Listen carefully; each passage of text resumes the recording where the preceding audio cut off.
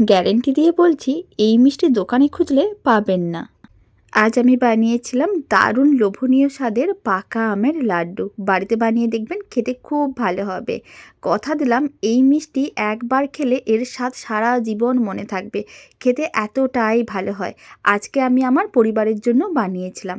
তো চলুন বানানো শুরু করা যাক। তার আগে প্রথমে শাড়িটা খুব ভালো করে গুছিয়ে নিতে হবে। নমস্কার, আমি রুমি। আপনাদের সবাইকে আবারও একটা দারুণ স্বাদের মিষ্টির রেসিপিতে স্বাগত।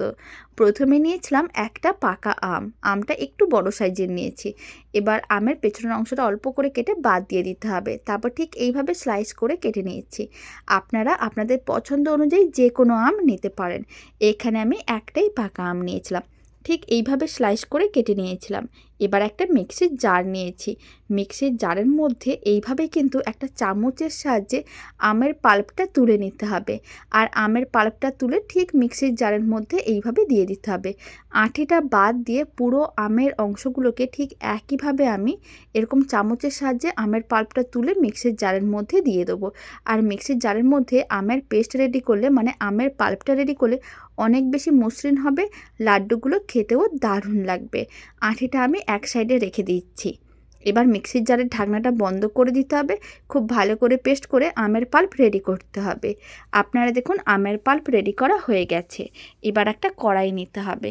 কড়াইয়ের মধ্যে মেজারিং কাপের 1 কাপ জল দিতে হবে। জল খুব ভালো করে গরম করে নিতে হবে। তারপরে ফ্লেমটা একেবারেই লোতে করে দিতে হবে।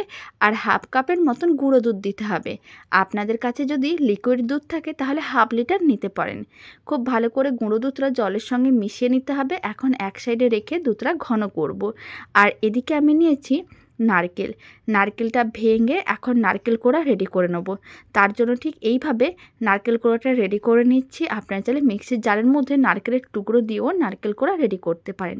এখানে আমি একটা মিডিয়াম সাইজের নারকেল নিয়েছিলাম, পুরোটাই নারকেল কোড়া রেডি করে নিয়েছি। ঠিক এইভাবে কিন্তু নারকেল কোড়াগুলো রেডি করে নিয়েছিলাম। আর যদি আপনাদের মনে হয় তাহলে কিন্তু মিক্সির জারের মধ্যে নিয়েও করতে পারেন। প্রায় 5 মিনিট হয়ে গেছে। আপনারা দেখুন এদিকে দুধও ঘন হয়ে গেছে। আর কালারটাও একটু চেঞ্জ হয়ে গেছে, কারণ দুধ ঘন হয়ে গেছে। খুব ভালো করে নাড়াচাড়া করে আর একবার মিশিয়ে নিতে হবে। যখনই দেখবেন দুধটা বেশ ঘন হয়ে মালাইয়ে পরিণত হয়ে আসবে, তখন নারকেল কোড়া দিয়ে দিতে হবে। পাকা আমের এই লাড্ডুটা খেতে এত ভালো হয়, একবার বানিয়ে দেখুন।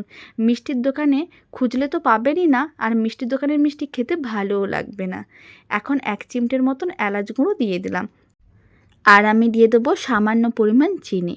এখানে আমি 50 গ্রামের মতন চিনি দিলাম। মিষ্টির পরিমাণটা কম বেশি করতে পারেন। সমস্ত কিছু খুব ভালো করে মিশিয়ে নিতে হবে।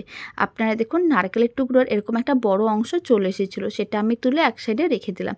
এইভাবে কালো কালো যে অংশগুলো থাকে সেইগুলো একটু একটু তুলে নিতে পারেন। সমস্ত কিছু খুব ভালো করে মিশিয়ে নিতে হবে। চিনিগুলো মেল্ট হওয়ার জন্য অপেক্ষা করতে হবে। ফ্লেমটা মিডিয়াম টু হাইতে রেখে প্রায় 3-4 মিনিটের মতন মিশ্রণটাকে নাড়াচাড়া করে নিয়েছিলাম। চিনিগুলোও মেল্ট হয়ে গিয়েছিল। এখন আমি আমের পাল্পটা দিয়ে দিলাম। আমের পাল্প দেওয়ার পরে লো ফ্লেমে খুব ভালো করে মিশিয়ে নিতে হবে। যখন সমস্ত কিছু খুব ভালো করে মেশানো হয়ে যাবে, ফ্লেমটা মিডিয়াম টু হাইতে রাখতে হবে। আর নাড়াচাড়া করে মিশ্রণটাকে একেবারে ঘন শুকনো করতে হবে। তাহলেই কিন্তু এই যে আমের লাড্ডুগুলো অনেক দিন স্টোর করে রাখতে পারবেন, আর খেতেও দারুণ লাগবে। আপনারা দেখুন মিশ্রণটা ঠিক এরকমই আস্তে আস্তে করে একেবারে ঘন আর শুকনো করতে হবে, যাতে কড়াই থেকে আলাদা হয়ে যায়। মোটামুটি 10 মিনিটের মতো নাড়াচাড়া করে নিয়েছিলাম। আপনারা দেখুন একেবারে শুকনো হয়ে গেছে। এখন ফ্লেমটা অফ করে দিতে হবে। মিশ্রণটাকে একটা প্লেটে করে নামিয়ে ঠান্ডা করে নিতে হবে। আমি মোটামুটি 5 থেকে 7 মিনিটের মতন ফ্যানের নিচে রেখে ঠান্ডা করে নিয়েছিলাম। এখন কিন্তু অনেকটাই ঠান্ডা হয়ে গেছে। এইভাবে অল্প করে অংশ হাতের মুঠোর মধ্যে নিতে হবে আর গোল বলের মতন করে বানিয়ে নিতে হবে। সমস্ত লাড্ডুগুলো একইভাবে রেডি করে নিচ্ছি। আর এইভাবে পাকা আমের লাড্ডু বানালে কমেন্ট বক্সে জানাতে একেবারেই ভুলবেন না খেয়ে আপনাদের কেমন লাগলো। আর এই দারুণ স্বাদের পাকা আমের লাড্ডুর রেসিপিটা শেষ পর্যন্ত দেখার জন্য আপনাদের অসংখ্য ধন্যবাদ। আপনারা সবাই ভালো থাকবেন, সুস্থ থাকবেন। আবার নতুন রেসিপি নিয়ে দেখা হচ্ছে।